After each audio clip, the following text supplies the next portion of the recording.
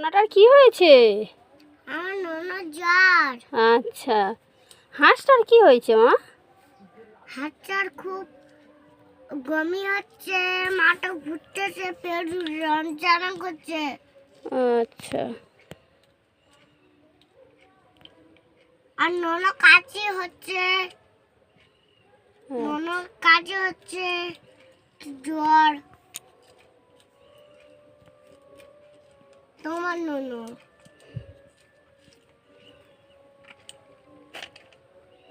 ওটা ইঞ্জেকশন নিলে? আর এটা ফেপাস ইঞ্জেকশন, এতে জল নিয়া। আচ্ছা এতে আচ্ছা, কার ইঞ্জেকশন দেবে? ননদ আচ্ছা, পেটে নেই, তারপর